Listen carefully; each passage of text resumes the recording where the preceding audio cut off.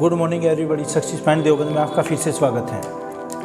आज ये हमारी भारतीय संविधान के भाग 3 मौलिक अधिकारों की दूसरी वीडियो होगी। इससे पहले हम एक वीडियो बना चुके जिसमें हमने आर्टिकल 12 to 34 तक कवर किए थे। आज हमारा होगा इसमें धार्मिक अधिकार के आर्टिकल 25 to 28। एक तो हम क्या पढ़ेंगे, धार्मिक अधिकार। ये हमारी वीडियो होगी इसकी दूसरी वीडियो। और पहली वीडियो में हमने क्या किया था, वीडियो फर्स्ट में, इसमें हमारा कवर हुआ है आर्टिकल नंबर 12 to 24 तक। आज हम 25 से आगे देखते हैं। इसमें हम क्या करेंगे, 25 से और 35 तक, लगभग 10 आर्टिकल इसमें 11 हो जाएंगे। अच्छा, धार्मिक अधिकार, राइट टू रिलीजन। धार्मिक अधिकार, राइट टू रिलीजन, ये कहाँ तक होंगे, इसके लिए आर्टिकल नंबर 25 to 28, 25 से 28 तक।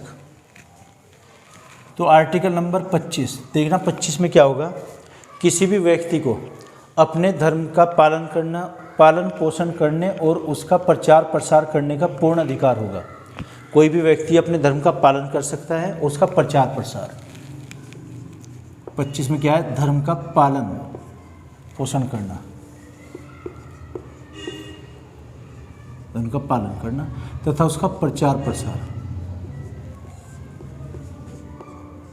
और प्रसार करने का पूर्ण अधिकार होगा। ये किस में, आर्टिकल नंबर 25 में। सिखों द्वारा कटार रखना, कटार, जो सिख कटार रखते हैं अपने पास में, क्योंकि उनके 5 सिंबल होते हैं जिनको पंचमकार भी कहा गया है। इतिहास में हम पढ़ेंगे कि सिखों को 5 वस्तुएं रखना अनिवार्य है उनके लिए। कौन कौन से, केस, कंघा, कच्छा, कटार और कृपाण। ये कटार हो जाएगी, और एक कड़ा, ये हर वक्त अपने पास रखते हैं। और उसमें से कटार भी होगी, चाकू जैसा होगा। सिखों द्वारा कटार रखना, जो सिख लोग रखते हैं, ये उनका पूर्ण धार्मिक अधिकार होगा सिखों। अच्छा, 25 में। 26 में क्या होगा कि किसी भी शिक्षण संस्था, कोई भी व्यक्ति धार्मिक आधार पर एक शिक्षण संस्था की स्थापना कर सकता है, जिसका प्रबंधन और निर्देशन वह स्वयं कर सकता है। कि कोई भी धार्मिक व्यक्ति, कोई भी व्यक्ति धार्मिक आधार पर, धर्म के आधार पर शिक्षण संस्था स्थापित कर सकता है। शिक्षण संस्था स्थापित कर सकता है, और उसका प्रबंधन और निर्देशन, प्रबंधन यानी कि मैनेजमेंट, प्रबंधन और निर्देशन स्वयं कर सकता है। 27 होगा, धार्मिक अभिवृद्धि के लिए किसी भी व्यक्ति को टैक्स देने के लिए बाध्य नहीं किया जाएगा। धार्मिक अभिवृद्धि के लिए जो कर देते हैं टैक्स, वो टैक्स एक्सेम्प्टेड हो जाएगी प्रॉपर्टी। धार्मिक अभिवृद्धि के लिए कर देने के लिए बाध्य नहीं किया जा सकता। धार्मिक अभिवृद्धि के लिए कर देने के लिए बाध्य नहीं, कर के लिए या टैक्स के लिए बाध्य नहीं किया जा सकता। ये 27। 28 में क्या होगा, किसी भी सरकारी शिक्षण संस्था यानी कि पूर्णतः वित्त पोषित शिक्षण संस्था में कोई धार्मिक शिक्षा नहीं दी जाएगी। किसी भी वित्त पोषित शिक्षण संस्था, या एक शब्द में कहिए सरकारी शिक्षण संस्था, सरकारी शिक्षण संस्था में कोई धार्मिक शिक्षा नहीं, धार्मिक शिक्षा नहीं दी जाएगी। ये किस में, 28 में। तो अनुच्छेद 25 से 28 तक क्या थे, हमारे धार्मिक अधिकार। अब देखते हैं हम 29 और 30, ये आ जाएंगे भाषा और संस्कृति, भाषा और संस्कृति का अधिकार। भाषा और संस्कृति ये किस में हो जाएगा, आर्टिकल नंबर 29 to 30, 29 से 30 तक। तो आर्टिकल नंबर 29 में क्या होगा, ये देखिए। 29 के भी 2 पार्ट किए गए हैं, फिर पेन चेंज कर लेते हैं। 29 के 2 पार्ट होंगे। 29 फर्स्ट क्या हो जाएगा, फर्स्ट कि कोई भी व्यक्ति जिसकी अपनी विशेष भाषा और संस्कृति के उसको बनाए रखने का पूर्ण अधिकार होगा, या कोई भी अल्पसंख्यक समुदाय जिसकी अपनी विशेष भाषा और संस्कृति है। कोई भी अल्पसंख्यक समुदाय, कोई भी अल्पसंख्यक क्या होंगे? जो संख्या में कम होते हैं ऐसे समुदाय। कोई भी अल्पसंख्यक समुदाय जिसकी अपनी भाषा, जिसकी अपनी विशेष भाषा,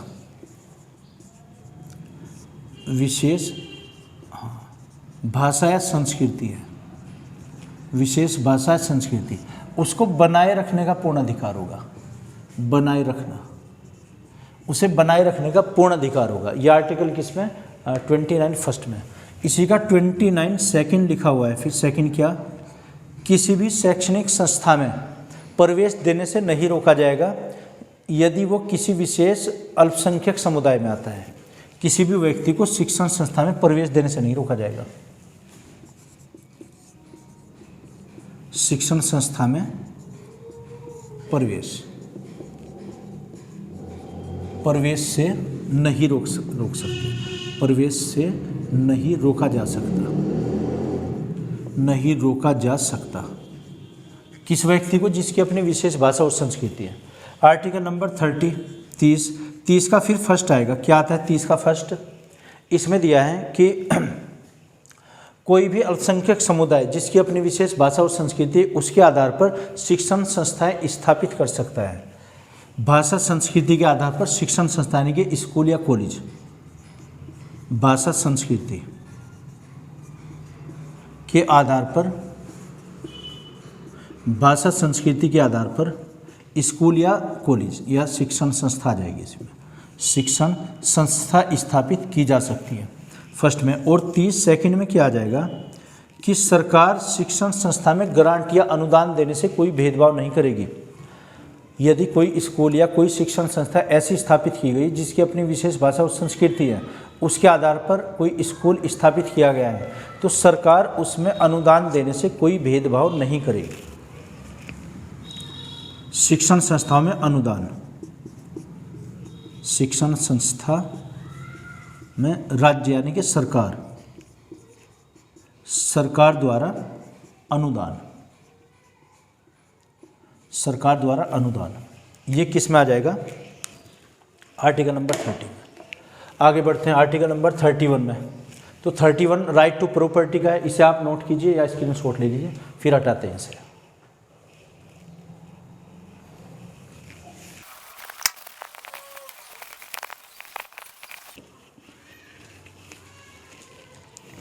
चलिए आगे बढ़ते हैं। आर्टिकल नंबर 31 देखना, अनुच्छेद नंबर 31 में क्या था? संपत्ति का अधिकार। लेकिन जब 42वां संविधान संशोधन किया गया 1978 में, संपत्ति के अधिकार को हटाकर अनुच्छेद 300 में रख दिया गया, जो वर्तमान में एक विधिक अधिकार है। 19F भी हटाया गया था और आर्टिकल नंबर 31 भी। लेकिन उसकी जगह जब प्रथम संविधान संशोधन हुआ 1951 में, तो 31A और B जोड़ा गया था, जो भूमि के या संपत्ति के अधिग्रहण से संबंधित है। संपत्ति का अधिकार, संपत्ति का अधिकार, संपत्ति का अधिकार, राइट टू प्रॉपर्टी, संपत्ति का अधिकार, ये किस में हटाया गया? 44वां संविधान संशोधन 1978 के अंतर्गत इसको यहाँ से हटाया गया।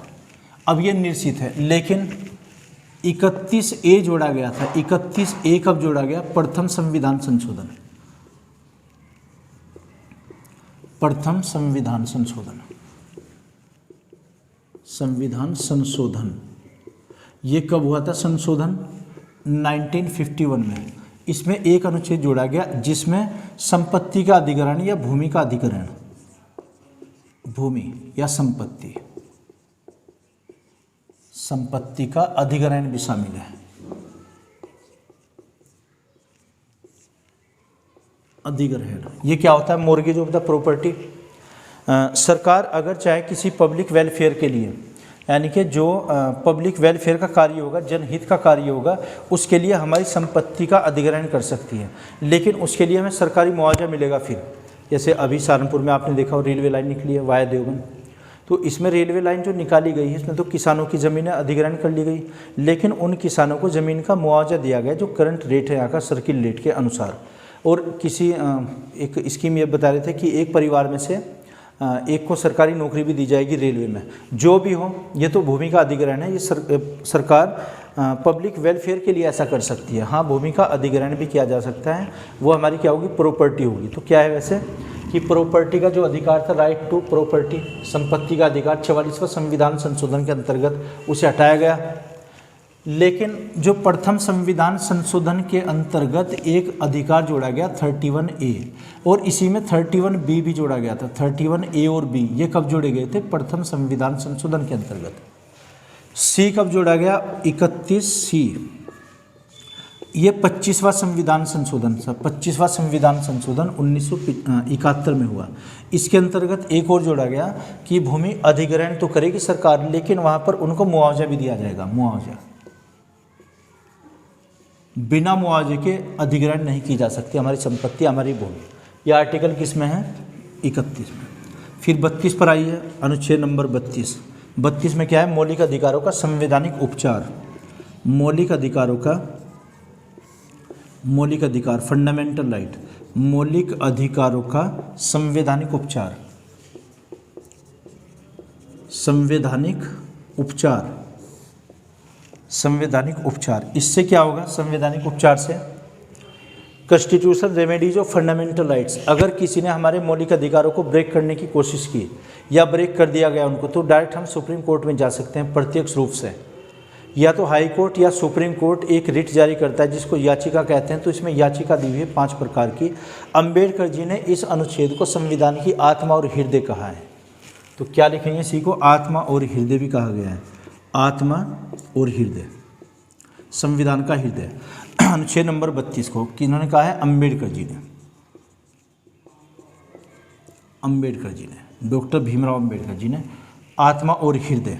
अच्छा, इसमें 5 प्रकार की रिट्स होती हैं। एक तो परमादेश की रिट, परमादेश, और एक आ जाएगी दूसरा अधिकार प्रच्छता। परमादेश को मेंडामस कहते हैं, अधिकार प्रच्छता को क्यू वारंटो। अधिकार प्रच्छता, अधिकार प्रच्छता। थर्ड हो जाएगा इसमें बंदी प्रत्यक्षीकरण, बंदी प्रत्यक्षीकरण। और नंबर 4 आ जाएगा इसमें उत्प्रेषण, प्रतिषेध लगा लेगा पहले, प्रतिषेध, प्रतिषेध। और नंबर 5 उत्प्रेषण, उत्प्रेषण।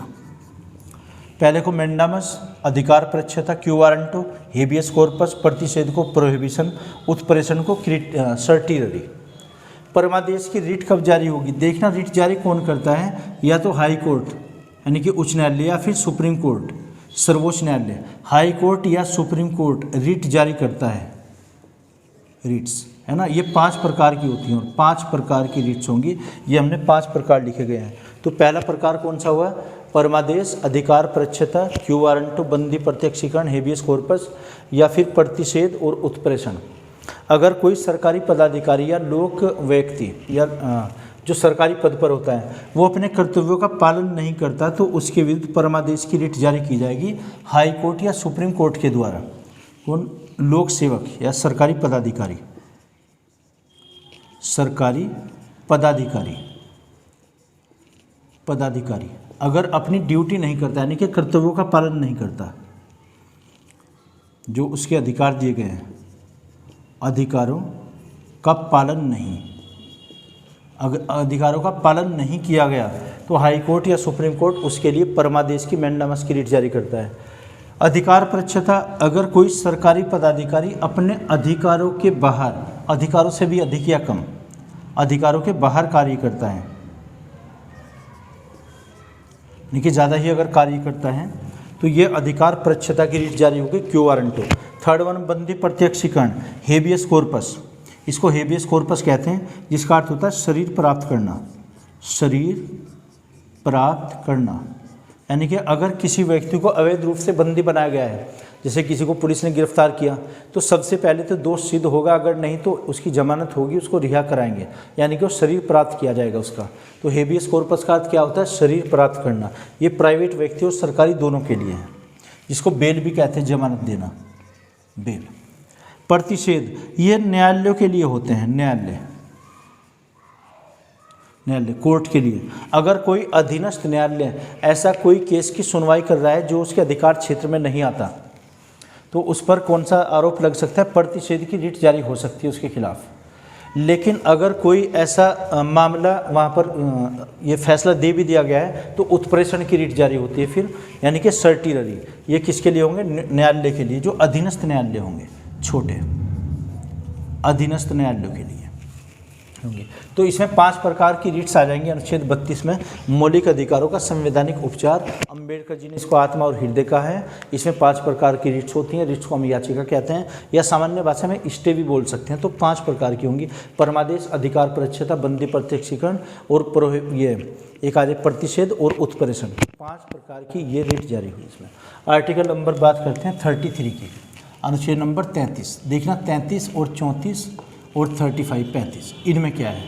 यहाँ पर जो हमारे मौलिक अधिकार होते हैं, मौलिक अधिकारों का हनन कोई भी नहीं कर सकता, ना सरकार ना कोई सरकारी पदाधिकारी। मौलिक अधिकारों का हनन नहीं होगा, लेकिन अगर किसी विशेष परिस्थिति में इनका हनन, अगर कोई पैरामिलिट्री फोर्स में या फिर सेना में है, या तो सेना या फिर पैरामिलिट्री फोर्स अर्धसेना, अगर कोई इनके पदाधिकारी है तो उनके मौलिक अधिकार कम किए जा सकते हैं या लघुकरण किया जा सकता है, कम्यूटेशन किया जा सकता है।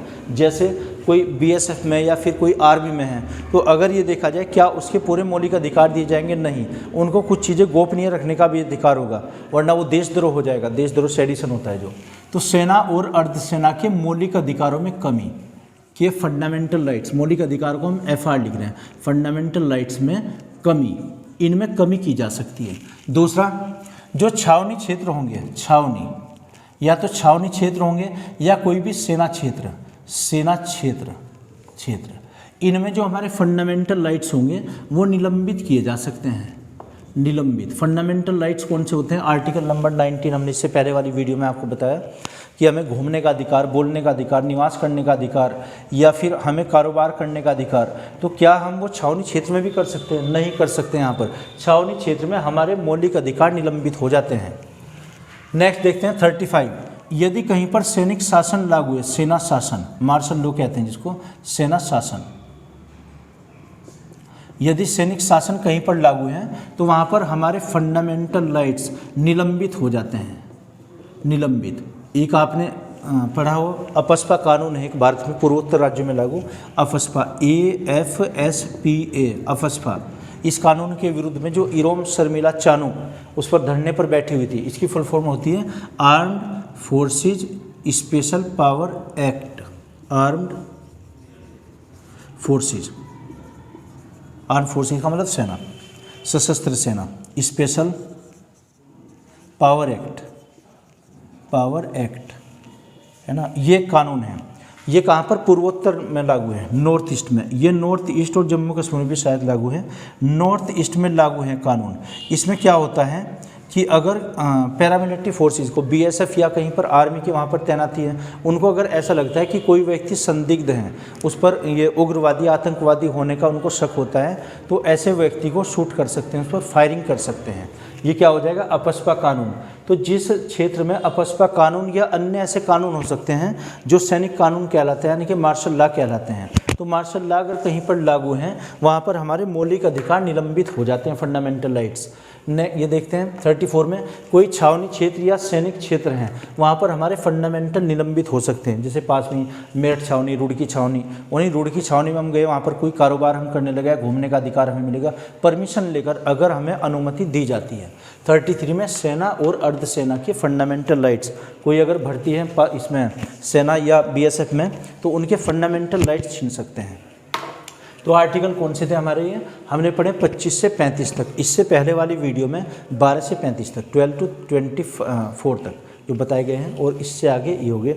तो मौलिक अधिकारों की हमारी 2 वीडियोज़ बनी, इससे रिलेटेड कुछ क्वेश्चन की वीडियो बनाकर भी डालेंगे। तो ये मैं आशा करता हूँ आपकी समझ आया होगा, अगर नहीं तो कमेंट बॉक्स में आप लिख कर बताइएगा। Okay, thank you.